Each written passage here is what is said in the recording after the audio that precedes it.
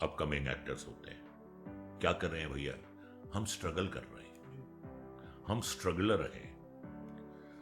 अरे भाई, स्ट्रगल अपने ऊपर करो, स्ट्रगल अपने आप को इंप्रूव करने के लिए करो। स्ट्रगल करो कि तुम में क्या खामियां हैं, उनको दूर करने का स्ट्रगल करो। अपनी फिजिक पे स्ट्रगल करो, अपनी वॉइस एंड स्पीच पे स्ट्रगल करो, अपने डिक्शन पे स्ट्रगल करो। अब खाली मुंह उठा के तस्वीरें खिंचवा के चले आना जो है वो स्ट्रगल नहीं। एक शेर है कि इस दौरे तरक्की में क्या किससे मिले कोई, इस दौरे तरक्की में क्या किससे मिले कोई, जब खुद से भी मिलने का एक वक्त मुकर्रर है। Sir, welcome to Rose Trailblazer podcast. Thank you very much. Thank you so much for coming, sir.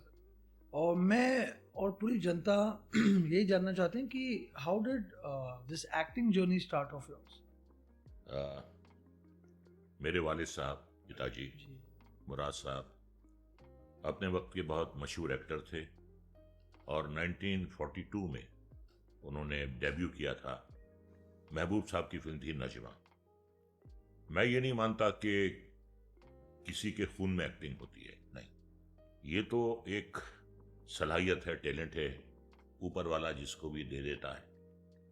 बहुत से ऐसे एक्टर्स हैं, सुपर एक्टर्स हैं, सुपरस्टार्स हैं जिनकी कोई फिल्मी बैकग्राउंड नहीं थी। जी, धर्मेंद्र, मनोज कुमार, दिलीप कुमार, अमिताभ बच्चन, शत्रुघ्न सिन्हा, ये किसी फिल्मी बैकग्राउंड से नहीं थे, लेकिन उन्होंने अपनी जगह अपने टैलेंट के बल पर बनाई।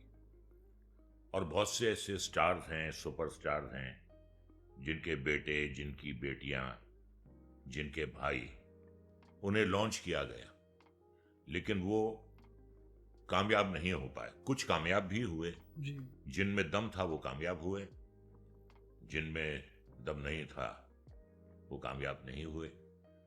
तो लुब्बे लुबाब यह है कहने का कि आप में दम होना चाहिए, आप में टैलेंट होना चाहिए। जी, तो क्योंकि मेरे वालिद साहब एक्टर थे और काफ़ी रिनाउंड एक्टर थे, जी, तो उन्होंने मुझे सलाह दी। उन्होंने कहा कि बेटा, हमारे वक्त कोई एक्टिंग इंस्टीट्यूट नहीं होता था, ये बारीकियां हमने कई सालों में सीखी हैं। लेकिन आज अगर एक फिल्म इंस्टीट्यूट है पूना में जहां एक्टिंग की बारीकियां सिखाई जाती, जी, तो तुम वहां दाखिला लो।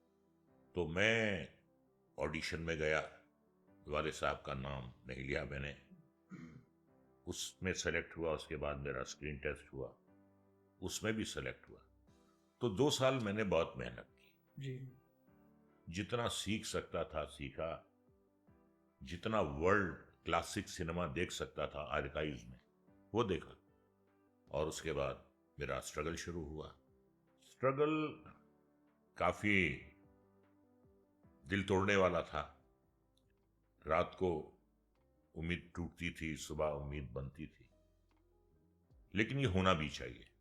स्ट्रगल जो है वो जिंदगी का एक बहुत ही इंपॉर्टेंट पार्ट है, जी, क्योंकि अगर सोने या चांदी की थाली में कोई चीज परोसी जाए उसकी कदर नहीं होती, कभी नहीं होती। लेकिन जो मकाम, जो चीज आपको स्लॉग करके हासिल होती है उसका कुछ मजा ही और होता है। वहां से जर्नी शुरू हुई। पहली फिल्म मिली एक नजर, अमिताभ बच्चन, जया भादुरी। अब अक्सर लोग मुझसे ये पूछते हैं कि आपको क्या वालिद साहब की इन्फ्लुएंस की वजह से काम मिला? तो मैं कहता हूं देखिए, पहली फिल्म थी मेरी एक नजर, उसके डायरेक्टर थे बाबू राम इशारा। बाबू राम इशारा ने मेरे वालिद के साथ कभी काम नहीं किया। मेरी सेकंड फिल्म थी बिंदिया और बंदूक, जोगिंदर डायरेक्टर थे, शिबू मित्रा वॉज एन एसोसिएट। उन्होंने कभी मेरे वालिद साहब के साथ काम नहीं किया। मेरी तीसरी फिल्म थी रामानंद सागर की जलते बदन। जी, सागर साहब ने कभी मेरे वालिद साहब के साथ काम नहीं किया। और चौथी मेरी फिल्म थी नमक हराम, ऋषिकेश मुखर्जी की। ऋषिकेश मुखर्जी ने कभी मेरे वालिद साहब के साथ काम नहीं किया। तो जो कुछ भी मुझे मिला वो मेरी मेहनत कहें, ऊपर वाले की मेहरबानी कहें। तो इस तरीके से मेरी जर्नी का आगाज हुआ, सफर की शुरुआत। तो फैमिली हमेशा से सपोर्टिव रही है एक्टिंग को लेके? बहुत सपोर्टिव रही। ओके। लेकिन अभिषेक एक बात बताऊं, I was not very desperate. जी। मैंने सोचा कि मैं 5 साल दूंगा, 5 साल में अगर नहीं होता है कुछ तो फिर कुछ और करूंगा। जी। मेरा जो मोटो था आने का, वालिद साहब की उम्र हो रही थी, ही वॉज एजिंग, ओके। काम भी उनके पास कम था। तो मैं चाहता था कि घर की जिम्मेदारियां अब मुझे उठानी है। I have to shoulder the responsibilities of my house. जी। ये मेरा मोटो था। मैं उनमें से नहीं हूं कि साहब जब से मैंने आंख खोली मुझे एक्टिंग का शौक था और मैं एक्टिंग करने के लिए उतावला हो रहा था, ऐसा कुछ नहीं था। I wanted to take acting as a serious profession. और आहिस्ता आहिस्ता फिर काम मिलना शुरू हुआ। जैसा कि मैंने आपसे पहले कहा कि स्ट्रगल जो है किसी के लिए भी एक कमांडो ट्रेनिंग है। और ये भी कहूंगा कि जब आप आते हैं तो यहां कोई रेड कारपेट से आपका स्वागत नहीं करता है। यहां जगह है नहीं, आपको जगह बनानी है। जी। कोई जगह नहीं है यहां। जैसे 5:10 की लोकल ट्रेन जो चर्चगेट से चलती है, वहां जगह नहीं होती, खचाखच भरी होती है। पहले आप लटकते हैं, फिर आपको फुटबोर्ड पे खड़े रहने का मौका मिलता है। उसके बाद फिर आपको अंदर के पैसेज में जाने का मौका मिलता है और फिर आपको सीट मिलती है और फिर आपको विंडो सीट मिलती है। तकदीर हुई तो। तकदीर हुई तो। और मैं ये कहूंगा कि स्ट्रगल जो है और जो स्ट्रगल करता है उसे एक बॉक्सर की तरह होना चाहिए। जी। अच्छे बॉक्सर की तरह होना चाहिए। इससे मेरी मुराद है कि अच्छा बॉक्सर वो नहीं है जो पंच मारता है। अच्छा बॉक्सर वो भी होता है जो पंच खा के खड़ा रहता है। अगर आप पंच मार रहे हैं जी। और एक पंच खा के अगर आप लड़खड़ा कर गिर रहे हैं तो फिर काय के बॉक्सर हैं आप। जी। So well sir. इसी तरीके से एक जो स्ट्रगलिंग एक्टर है या किसी भी लाइन में वो स्ट्रगल कर रहा है, उसको बड़ा मजबूत रहना चाहिए। जिसे उर्दू में कहते हैं कि कुव्वत इरादी, जी। इरादे की कुव्वत होनी चाहिए। ये भी कहूंगा मैं आपसे कि जब आप स्ट्रगल करते हैं, जब आप एक्टर बनना चाहते हैं, स्टेज पे एक्टिंग करना बहुत लोग करते हैं, जी। कॉलेज प्लेस करते हैं, यूनिवर्सिटीज के प्लेस में काम करते हैं, वो बात अलग है। लेकिन जब आप इस कॉम्पिटिटिव लाइन में आते हैं, you have to be cut above the rest, और rather you have to be the best. आपके पास आपकी दुकान है, आपका शरीर जो है, आपका टैलेंट जो है, वो आपकी दुकान भी है और आपका इंस्ट्रूमेंट भी। जी। वो ठीक रहना चाहिए। दुकान में सामान होगा तो कस्टमर आएगा, और दुकान अगर खाली है क्यों आएगा? या बासी सामान है, पुराना सामान है तो क्यों आएगा? तो ये जरूरी है। इसकी मैं आपको एक मिसाल देता हूं। जी। हमारे मुल्क की जो आबादी है वो 140 करोड़ की है। अगर मैं आपसे ये कहूं कि आप 140 एक्टर्स के नाम बताइए तो बड़ा मुश्किल हो जाएगा। बहुत आपको जहन पे जोर लगाना पड़ेगा 140 एक्टर्स के नाम लिखने में, बिल्कुल। या याद करने में। तो रेशो हुआ करोड़ टू 1 का। Very right. 140 करोड़ में सिर्फ 140 एक्टर्स हैं एस्टेब्लिश्ड। वो आप में टैलेंट होना चाहिए, वो आप में एबिलिटी होनी चाहिए। होता क्या है कि स्ट्रगल को बड़ा गलत नाम दे दिया गया है,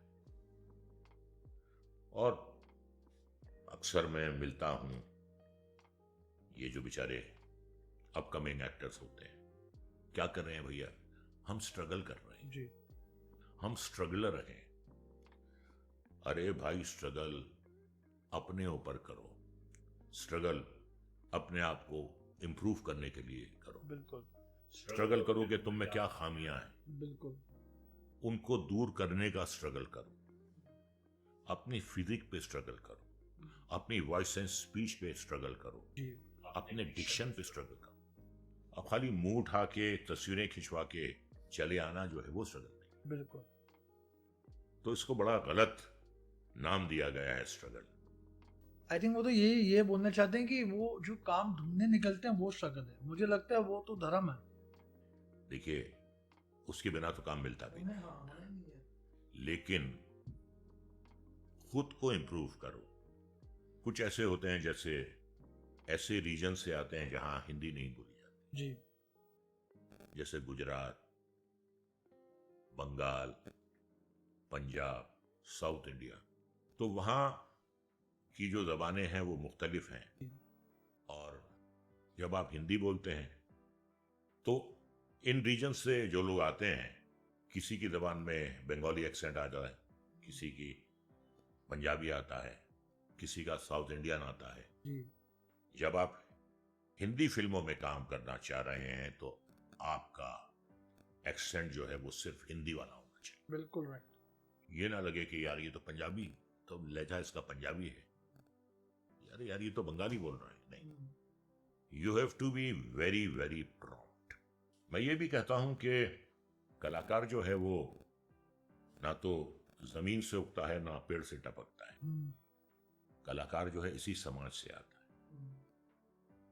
जैसा कि मैंने आपसे कहा कि एक विल पावर होना चाहिए, जी। एक सेल्फ इंट्रोस्पेक्शन आपका बिल्कुल सही होना चाहिए। मैं क्या, जब आप फिल्म देखते हैं बहुत से बच्चे, अरे ये क्या है यार, ये तो हम भी कर सकते हैं, अरे ये डांस तो हम भी कर सकते हैं, अरे ये फाइट तो हम भी कर सकते हैं। उन्हें ऐसा लगता है। फिर कुछ चढ़ाने वाले लोग भी होते हैं, अरे साहब आप जाओगे तो बस सबकी छुट्टी कर दोगे, वो ज्यादा है। वो तो वो लगता है कि बड़ा आसान है फाइट करना, रोमांस करना, पेड़ों के इर्द गिर्द नाचना बहुत आसान है, मगर आसान नहीं है। उसके लिए बहुत टैलेंट चाहिए। जी। फाइट के लिए आपको टाइमिंग चाहिए।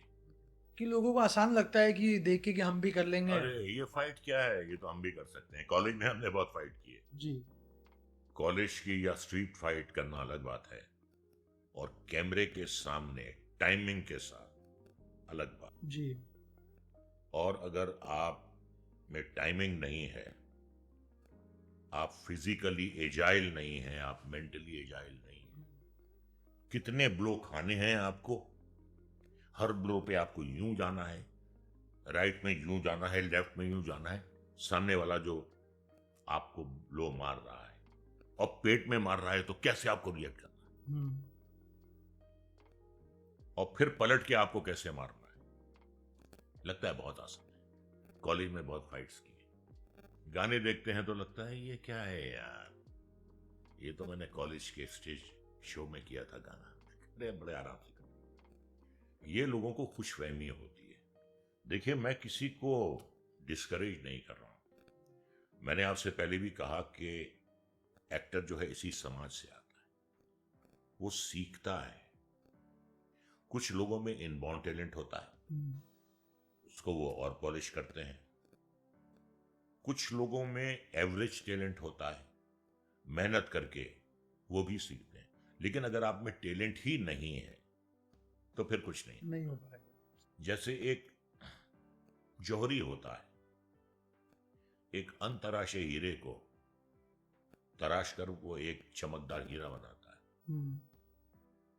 लेकिन जौहरी जो है पत्थर को तराश के हीरा नहीं बना सकता। Very right. वो हीरे की क्वालिटी आप में होनी चाहिए। तो आइए कोशिश कीजिए, कोशिश करने में कोई हर्ज नहीं है। कई बार ऐसा होता है बेचारे अच्छे टैलेंटेड एक्टर्स होते हैं, लेकिन आर्थिक परिस्थितियों के हिसाब से वो नहीं आ पाते। बॉम्बे बहुत महंगा शहर है, बिल्कुल। यहाँ पे ट्रांसपोर्ट, यहाँ पे एकोमोडेशन, यहाँ पे अपने आप को मेंटेन करना, खाना, ये तमाम चीजें हैं। तो कुछ बेचारे अफोर्ड नहीं कर पाते हैं, तो नहीं आ पाते हैं बेचारे। और कुछ अफोर्ड कर पाते हैं, अलग ही इरादे से आते हैं कि पूरी दुनिया को हम अपनी जेब में रख लेंगे। जी। फिर आहिस्ता आहिस्ता हकीकत से फिर आपका आमना सामना होता है। आपके ख्यालात कुछ हैं लेकिन हकीकत कुछ और है। लेकिन मैं ये कहता हूं कि फाइनली टैलेंट जो है ना, उसकी जीत होती है। बिल्कुल। जी। मेरे मेरे गुरु हैं सर, इंदु कुमार जी। जी। मैं बहुत मानता हूँ उनको। वो सर भी हमेशा ये कहते हैं कि अभिषेक, इस लाइन में अगर आगे बढ़ना है तो 2 टी इम्पोर्टेंट है। पहला टी टैलेंट, दूसरा टी तकदीर, हार्ड वर्क भी। हाँ। आपने इनका जो जिक्र किया है, इंदर कुमार जी का, हमारे बड़े अच्छे दोस्त हैं। और ये मैं आपको बताना चाहता हूं कि राम लखन में वो सुभाष जी को असिस्ट कर रहे थे। अच्छा। पता नहीं ये बात आपको मालूम है या नहीं। नहीं। तो राम लखन के सेट पे उनसे मुलाकात होती थी और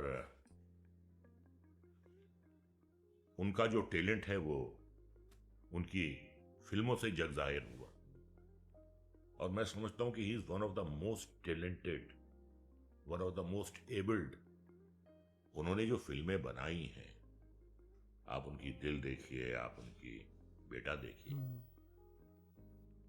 जो कुछ भी किया उन्होंने, बहुत ही मैं उनको इंटेलिजेंट डायरेक्टर मानता हूं। और हमेशा फिल्में उन्होंने जनता के मासिस को दिमाग में रखकर बनाई। बिल्कुल। तो मैं उनका बहुत बड़ा फैन, मैं फ्रेंड भी हूं उनका और बहुत बहुत फैन भी है, और उनसे बहुत कुछ सीखा जा सकता है। जी सर, वो तो he still like a child. मतलब सर तो फिल्म्स की बात अगर आप करोगे तो मतलब उनका तो सीन ही अलग है एकदम। और देखिए अच्छी बात क्या है कि कामयाब होने के साथ साथ हम्बल भी बहुत है। हाँ, बहुत अच्छे इंसान है। बहुत हम्बल है, बड़ी ह्यूमिलिटी है उनमें, ये क्वालिटीज होती हैं। सर मेरे को इससे एक बहुत इंटरेस्टिंग बात याद आ रही जो मुझे लगता है आपसे पूछनी चाहिए। उस दौर में जब आप काम करते थे, जब आपने स्टार्ट किया था, तब की दोस्ती और आज की दोस्ती में क्या फर्क है कि भी नहीं है? मैं समझता हूं कि जहां प्रोफेशनल राइवलरी होती है वहां दोस्तियां बहुत कम होती। मैं ये नहीं कहता कि दोस्ती नहीं होती जी। लेकिन बहुत कम होती। और क्या होता है भाई कि आप जब एक साथ किसी आउटडोर में हैं, किसी एक शहर में हैं, बाहर शूट कर रहे हैं, तो शाम को मुलाकात होती है, शाम को खाना पीना होता है, दिन भर आप शूट करते हैं, शाम को आप लोग बैठते हैं, तो वहां पे एक बड़ा दोस्ताना माहौल बन जाता है। फिर पैकअप के दिन कहते हैं कि भैया बॉम्बे में जरूर मिलेंगे हम। कौन मिलता है वो अपने काम में मशगूल हो जाते हैं, हम अपने काम में बिजी हो जाते हैं। एक शेर है कि इस दौरे तरक्की में क्या किससे मिले कोई, इस दौरे तरक्की में क्या किससे मिले कोई, जब खुद से भी मिलने का एक वक्त मुकर्रर है। अपने आप से तो मुलाकात हो नहीं पाती है, तो किसी से क्या मिले। तो हर आदमी जो है अपने काम में लगा हुआ है, अपनी धुन में लगा हुआ है।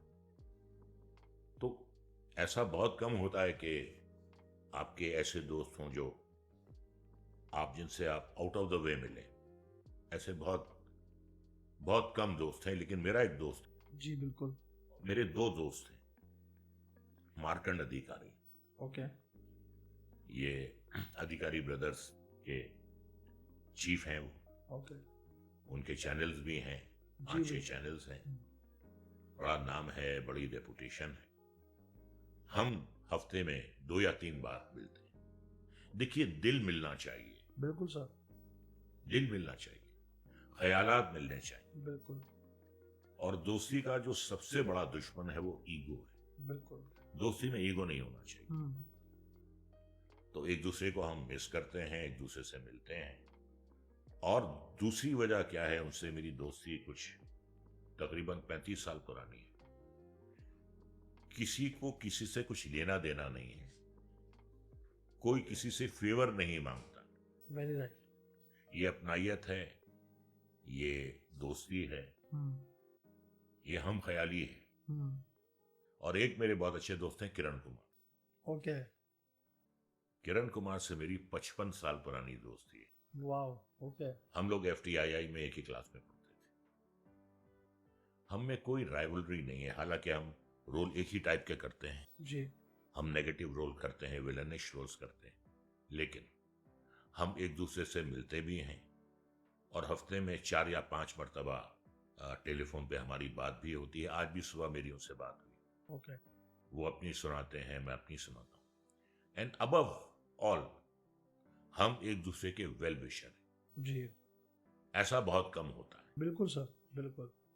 तो सर, आप फर्स्ट फिल्म की, आपने सेकंड की, बड़ी बड़ी फिल्में की, तो क्या कहीं ना कहीं आपको ऐसा फील होने लगा कि थोड़ा मेरे में ईगो आ गया है, या नहीं आया कभी? बिल्कुल नहीं, बिल्कुल नहीं। देखिए, कुछ संस्कार होते हैं जो आपके माँ बाप आपको देते हैं। जी, वो कुछ संस्कार मेरे वालिद ने मुझे दिए थे, मेरी वालिदा ने दिए थे, जी, और आज भी मैं उनको फॉलो करता हूँ, आज भी करता हूँ। क्योंकि मेरे वालिद एक प्रोफेशनल एक्टर थे, और अगर मेरी 7 बजे की शिफ्ट होती थी तो मुझे 6 बजे उठाते थे चाय के साथ। ओके, बेटे, चाय पियो, नहाओ, 6:30 बजे निकल जाओ, तुम्हारा काम हो या ना हो, तुम्हें उस वक्त का पैसा मिल रहा है। एंड डोंट ग्रम्बल के साथ मेरा काम क्यों नहीं हो पा रहा है। जी, उसे तुम्हें बिठाने का शौक नहीं है, ये बहुत कॉम्प्लिकेटेड काम होता है, तो कभी शिकायत मत करो। 7 बजे तुमको सेट पर हो, अपना खाना लेकर जाओ, पानी लेकर जाओ, फ्रूट लेकर जाओ, खुद भी खाओ और अपने कलीग्स को भी खिलाओ। उस जमाने में हमारे पास कोई व्हीकल नहीं थी, कार नहीं थी, बस में सफर करते थे। तो वालिद साहब कहते थे कि बेटा, अगर तुम बैठे हो और कोई लेडी खड़ी है तो उसे अपनी जगह दे दो, हम्म, या अगर कोई लेडी खड़ी है और तुम्हें लगता है कि उसको जगह नहीं मिल रही है तो किसी से रिक्वेस्ट करो, खुद भी दे दो अपनी जगह। और दूसरी अगर लेडी है, खड़ी है, तो किसी से रिक्वेस्ट करो कि प्लीज आप इन्हें बिठा दें। आज भी मैं इस पे अमल करता हूं, आज भी करता जी, हूं। जी, वालिदा ने बहुत सी नसीहतें की थी जिंदगी में कि बेटा, अच्छा इंसान होना बहुत जरूरी है। जी, कामयाब होना या ना होना जो है वो आपके इख्तियार में नहीं है, जी, लेकिन अच्छा इंसान होना आपके इख्तियार में है। Very right sir. अच्छा इंसान बनने की कोशिश करो। तो आज भी कोशिश करते हैं अच्छा इंसान बनने की। और एक शेर सुनाती थी वो, ओके, कि कह रहा है मौजे दरिया से समंदर का सुकूत, कह रहा है मौजे दरिया से समंदर का सुकूत, जिसमें जितना ज़र्फ है उतना ही वो खामोश है। वो, तो बेटे, कामयाबी अगर मिलेगी तो बेटे खामोश रहना, कभी उसका ढंडोरा मत पीटना, हम्म, कभी ये मत कहना कि मैं बहुत अच्छा एक्टर हूं। लोगों को कहना चाहिए कि आप अच्छे एक्टर हैं, आपके कहने से क्या होता है। तो ये बातें बचपन से ही हमारे संस्कारों में आ गई थी। और बहुत सी ऐसी बातें हैं कि बड़े आदमी की क्या पहचान है, हम्म, कामयाब या रिच आदमी की बात नहीं है, बड़े इंसान की इंसान क्या की। पहचान है, बड़े इंसान की। जो किसी भी अपने से छोटे को इस बात का एहसास ना दिलाए कि तू मुझसे छोटा है। जी। सबसे प्यार से मिलो, प्यार से मिलने में कुछ नहीं जाता इंसान, ये अखलाक होता है इंसान का। तो उसी पे हम अमल करने की कोशिश करते हैं। बिल्कुल सर। और एक और आपको मैं शेर सुनाता हूं जी। कि बरसात में तालाब तो हो जाते हैं कमजोर, बरसात में तालाब तो हो जाते हैं कमदर, बाहर कभी आपे से समंदर नहीं होता। वाह। इतना विशाल समंदर है, वो कभी आपे से बाहर नहीं नहीं होता। होता। तालाब हो जाते हैं, कुछ नदियां हो जाती हैं तो बाढ़ आ जाती है। समंदर अगर अपनी पर उतर आए तो पूरी दुनिया को डुबो सकता है। बिल्कुल। लेकिन वो शांत शांत रहे। So very well said sir. पहली पिक्चर की आपने, ऑब्वियसली आप भी एक्साइटेड होंगे, आपको डैड को भी बताना था कि you know this is my first film, तो स्क्रीनिंग पे डैड और मॉम साथ गए थे? सब गए थे, पूरी फैमिली। और क्या रिएक्शन था उनका? रिएक्शन ये था कि नोवेल्टी सिनेमा में प्रीमियर था, मेरी बहनें, मेरे वालिदैन जी, माता पिता और मैं जी, फिल्म देखने गए। तो मेरा जो काम था वो इंटरवल के बाद मेजर मेरा काम जी। था उसमें। तो इंटरवल हुआ तो देखा मैंने जनता को, अच्छा अच्छा। उसके बाद मेरा पोर्शन शुरू हुआ जी, जिसमें मैं था। जी, और किस तरीके से अदालत में जिरह कर मैं जया भादुरी की जान बचाता हूं ओके, और अपनी मां को ही कठेरे में लाके खड़ा कर देता ओके, हूं। इतना उसूल परस्त इंसान दिखाया उसने। उसके बाद जैसे ये फिल्म खत्म हुई और मैं बाहर निकला तो हुजूम था वहां पे। जो लोग प्रीमियर में उनका हुजूम था, कोई तस्वीर खिंचवा रहा है, कोई ऑटोग्राफ ले रहा है, कोई मुबारकबाद दे रहा है। वो एक मेरे लिए तारीखी दिन था। और एक किस्सा मैं आपको और सुनाऊं। हाँ जी, उसी दिन का, हाँ जी, पूना में जब हम स्टूडेंट थे तो एक डेक्कन जिम खाना नाम की एक बहुत ही हैपनिंग हब है वहां पे। तो हम लोग शाम को जाते थे और वहां से 36 नंबर की बस पकड़ के हम लॉ कॉलेज रोड, प्रभात स्टूडियो। ओके, तो एक दिन मैं बस में बैठा तो एक बड़ी गोरी चिट्टी सी लड़की वो दूर बैठी हुई थी खिड़की के पास, बीच में स्पेस था तो मैं यहां बैठ गया। जी, जी, तो उसे मेरा बैठना कुछ नागवार गुजरा। ओके, वो उठी और जाके आगे बैठ गई। मैं समझा कि शायद बस स्टॉप आ रहा है तो ये उतरेगी, तो उतरी नहीं, उठकर दूसरी जगह बैठ गई। अब कट करते हैं नोवेल्टी सिनेमा में, हाँ जी, प्रीमियर हो रहा है, लोग मुझे घेरे हुए हैं। तो दूर वो लड़की, वही लड़की मुझे दिखाई दी। Oh, and she wanted to come to me. वो क्राउड ज्यादा था तो वो आ नहीं पा रही थी, तो उसको मैंने बुलाया। मैंने कहा आप पूना की हैं? लगी जी। मैंने कहा आप डेक्कन जिम खाना से आप 36 नंबर की बस ले, आपको कैसे मालूम? She was absolutely taken aback. मैंने कहा अक्सर मैंने आपको देखा है वहां पर। यह किस्सा मैंने उसको नहीं सुनाया कि आप आगे जाके बैठ गए थे। कि आप, लेकिन आपको ये याद है पूरा? मैंने कहा आपकी इतनी अच्छी शक्ल है, कौन भूल सकता है, एक बार कोई देख ले। ऐसे भी वाकया जिंदगी में होते हैं। जी, जी। और कोई भी एक ऐसा किस्सा जो आपको आज भी याद रहेगा और शूटिंग दौरान? सुनाते हैं एक किस्सा। ये बात है 1964 की। हाँ जी,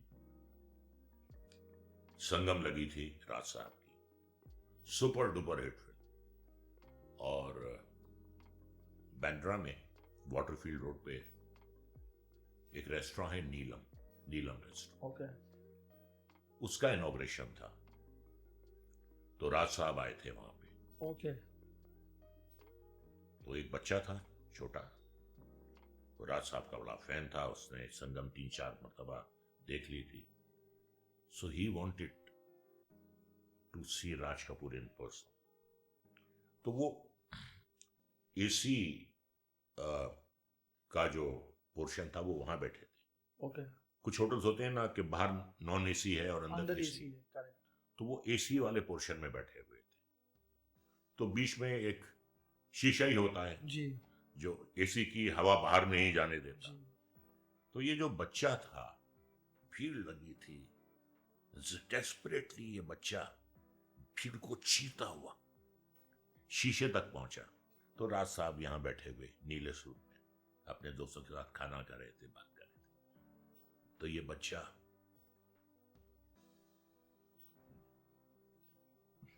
ऐसे राज साहब को देख रहा है। राज साहब ने नोटिस भी नहीं लिया, इतनी भीड़ थी। 16 साल के बाद वही बच्चा राज कपूर साहब की फिल्म ट्रेन रोड में एज ए मेन विलन आया, और वो बच्चा था रदा बुरा। तो ऐसे वाकयात भी जिंदगी में होते हैं। और उसके बाद प्रेम रोग के बाद फिर राम तेरी गंगा वैली में हमने काम किया उनके साथ। सब क्लासिक फिल्म्स हैं जी जी। जो आपने की। अच्छा, हिना का रोल सुना कर गए थे मुझे। ओके। जो किया मैंने वो मुझे सुना कर गए थे। और अभी तो बर्थ सेंटेनरी ईयर उनका चल रहा है। देखिए क्या होता है, there is a difference between a proposal maker and a film maker. जी।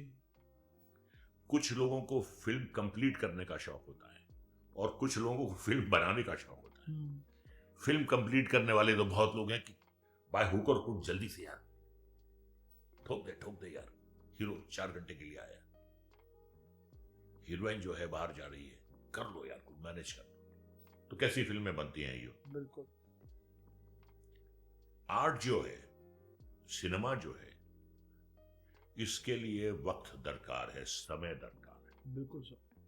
ये क्रिएटिव काम है, ये घड़ी देखकर नहीं होता नहीं है होगा जी। तो ऐसे 2 महान डायरेक्टर्स के साथ काम करने का मुझे शर्फ हासिल हुआ, राज कपूर एंड संजय लीला बंसाली जी। राज साहब के साथ 3 फिल्में की, संजय लीला बंसाली के साथ 4 फिल्में की। और ऐसा नहीं है कि आउट ऑफ द वे हम कभी मिलते हैं, ऐसा भी नहीं। जब हमारी जरूरत होती है हमें बुला लिया जाता है, हम काम कर लेते हैं। लेकिन क्या होता है अभिषेक, अच्छा एक्टर होने के साथ साथ एक अच्छा इंसान होना भी बहुत जरूरी है। Very right. आप टाइम पर जाइए, अपना काम कीजिए, be very very attentive to the director कि उसे क्या चाहिए shot, be very sharp, what does he want in this shot. पूरी आपकी अटेंशन उस पर होनी चाहिए। जैसा वो चाह रहा है वैसा कर दीजिए, वक्त पर आइए, वक्त पे जाइए, अपना सर अपने कंधों पर और हवा में मत उड़ो, तो काम की कोई कमी नहीं होती, काम मिलता रहता है। जी जी।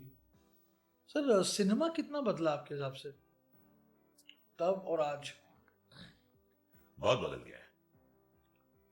बदला ही नहीं, एक ट्रांसफॉर्मेशन आ गया है। कुछ पहले की बातें अच्छी थी, कुछ अच्छी नहीं थी। आज के सिनेमा में कुछ बातें बहुत अच्छी हैं, कुछ अच्छी नहीं है। जैसे पहले, I am not talking about the big makers, the legendary makers. जैसा कि मैंने आपसे पहले कहा था कि प्रपोजल मेकर्स ज्यादा थे जी। और उनकी पूरी दुनिया जो है उनके हीरो के इर्द गिर्द घूमती थी। ओके। हीरो कहानी पसंद करेगा, हीरो हीरोइन पसंद करेगा, हीरो म्यूजिक डायरेक्टर पसंद करेगा, हीरो प्लेबैक सिंगर पसंद करेगा। अगर 9 बजे की शिफ्ट में हीरो 3 बजे आ रहा है तो आप आ ही जाइए सर। लेकिन अगर कभी कोई कैरेक्टर एक्टर आधा या 1 घंटे लेट हो गया तो उसकी क्लास लग जाती है। क्लास बन जाती। तो पूरी इंडस्ट्री जो है वो हीरो के इर्द गिर्द घूमती थी। उसके शिकार हम भी बहुत हुए इस ग्रुप बंदी के। उसका अपना ग्रुप होता था, उसके फेवरेट विलन्स, उसके फेवरेट कैरेक्टर एक्टर्स, जिस पे उसने हाथ रख दिया कि इसको ले लो तो लेना ही पड़ता। हम बड़े इंट्रोवर्ट किस्म के एक्टर थे, ज्यादा घुलते मिलते नहीं थे, कभी किसी की चिलम नहीं भरते थे जाके भाई, पैकअप के बाद मिलते नहीं थे, अपना काम करते थे। मेरे साथ एक ट्रेजेडी क्या हुई कि नमक हराम के बाद मीडिया ने मुझे शो स्टीलर लिखना शुरू कर दिया कि ये तो नाक के नीचे से सीन ले जाता है।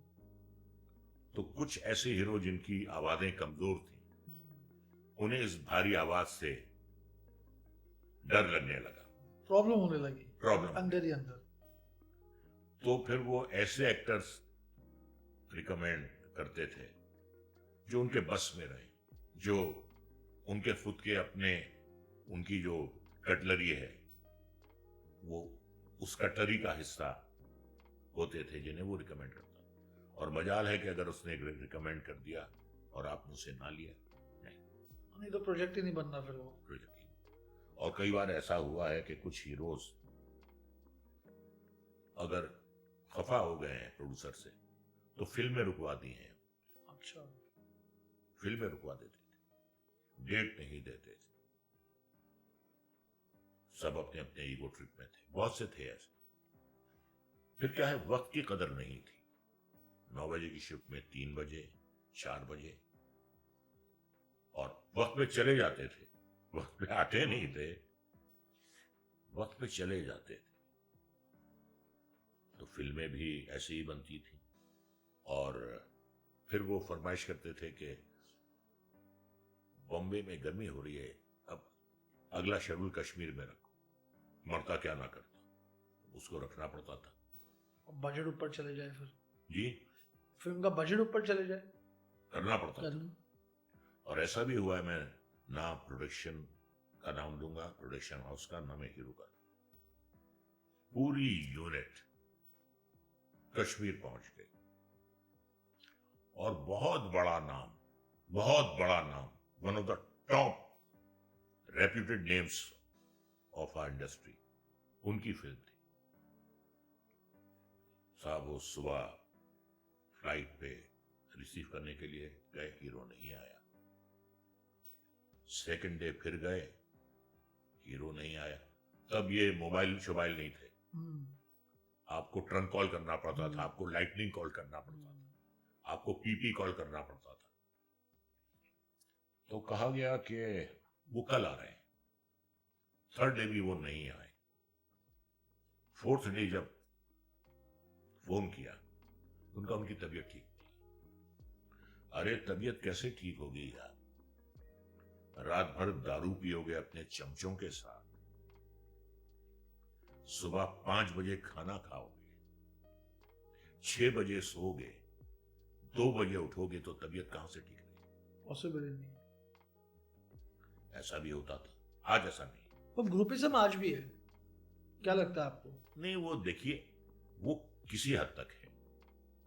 आज एक कास्टिंग डायरेक्टर है, वो अपना काम करता है। प्रोडक्शन हाउसेज जो हैं वो दे मीन बिजनेस, ये आपका पैसा है, ये आपका चेक है, ये हमारी डेट्स, तो पहले से प्लानिंग हो जाती है। यू कैन सजेस्ट कि भाई इसको ले लो, but you can not dictate terms. आप अपना काम करो ना यार, अपना काम करो। पहले कोई कास्टिंग डायरेक्टर नहीं होता था, पहले वैनिटी वैन्स नहीं होती थी, पहले एसी मेकअप रूम्स नहीं होते थे, पहले एसी फ्लोर्स नहीं होते थे शूटिंग के, वो पंखे लगते थे और वो भी उसमें तार घुसा के अंदर। उन- और डिस्प्ले मॉनिटर्स भी नहीं होते थे, नहीं होते थे। पूरा डीओपी साहब पे पूरी पिक्चर डिपेंडेंट होती थी। बिल्कुल बिल्कुल बिल्कुल। तो अब कुछ अच्छी बातें आ गई। फिर ऐसा है कि भाई बड़े रिस्क लेता है आज का डायरेक्टर। बिल्कुल हटकर फिल्में बनाता है, ऑफ बीट फिल्में बनाता है। पहले क्या था, डेकॉइट सब्जेक्ट बनते थे, हिस्टोरिकल फिल्म बनती थी, बच्चे मेले में बिछड़ते थे और क्लाइमेक्स में सब मिल जाते थे, लॉस्ट एंड फाउंड बनते थे। 3-4 ही सब्जेक्ट है जिन पे फिल्में बनती थी। अब ऐसा नहीं है। मैं आज से अगर 25 साल पहले चला जाऊं, किसकी बायोपिक बनी है आज तक? किसी की नहीं बनी। आज मैरी कॉम की बनी, अजहरुद्दीन की बनी, सचिन तेंदुलकर की बनी, MS धोनी की बनी, बिल्कुल सर। मिल्खा सिंह की बनी। जिंदगी में लोगों की बायोपिक्स बनी है। तब तो मरने के बाद भी लोग नहीं बनाते थे। भगत सिंह पे काफी फिल्में बनी थी पहले भी, उसके बाद भी बनी। तो ये एक अच्छा चेंज है जिसका मैं स्वागत करता हूं। अलग हट के सब्जेक्ट बनते हैं आज, रिस्क लेते हैं आजकल, रिस्क लेते हैं। तब एक्टर्स भी। हाँ, फिर क्या है कि साहब वो एंटी हीरो नहीं होना चाहिए। हीरो जो है वो उसे कहीं कमजोर नहीं दिखना चाहिए। हीरो को सब पे हावी होना चाहिए, हीरो को देशभक्त होना चाहिए। और एक हीरो जो है 20-20 गुंडों को अकेला मार रहा है, कहां पॉसिबल है यार, कहां पॉसिबल है? लेकिन होता था। अब ऑडियंस का भी टेस्ट बदल गया है, ऑडियंस की भी जो मेंटल एज है अब बढ़ गई है, एक्सेस मिल गया ना सर इतना। लेकिन देखिए क्या है, बारिंग 1 और 2 मेकर्स जो बहुत ही जुनून के साथ फिल्में बनाते हैं, एक डिवाइन मैडनेस है जी। अब अगर हम पीछे मुड़ के देखें, आज तक कभी मुगल आजम नहीं बन पाई, आज तक कभी मदर इंडिया नहीं बन पाई, आज तक कभी शोले नहीं बन पाई, आज तक कभी बॉबी नहीं बन पाई, आज तक कभी दीवार नहीं बन पाई, और शायद बन भी नहीं पाएगी सर वापस। ये जो आज तक कभी प्यासा नहीं बन पाई, क्या फिल्म है जी। ये महलों, ये तख्तों, ये ख्वाबों की दुनिया, ये इंसान के दुश्मन समाजों की दुनिया, ये दौलत के झूठे रवाजों की दुनिया, ये दुनिया अगर मिल भी जाए तो क्या, ये दुनिया जहां आदमी कुछ नहीं है, वफा कुछ नहीं, दोस्ती कुछ नहीं है, यहां प्यार की कदर ही कुछ नहीं है, ये दुनिया अगर मिल भी जाए तो क्या। ये हीरो कह रहा है, डिजेक्टेड, मायूस। ऐसी फिल्में उस जमाने में भी बनी है, उस जमाने में भी मेकर्स थे, उस जमाने में भी बिमल रॉय थे। और उस जमाने में अगर हम इसकी बात करते हैं, देवदास की बात करते हैं, दिलीप साहब ने वो रोल किया नहीं था, दिलीप साहब ने उस रोल को जिया जिया जिया। और आज भी अगर टीवी पर वो पिक्चर आती है तो मैं पूरी देखता हूं। बिमल रॉय जी ने क्या क्या फिल्में बनाई। बिल्कुल सर। उनकी आप बंदनी देखिए, उनकी आप देवदास देखिए, उनकी आप परख देखिए,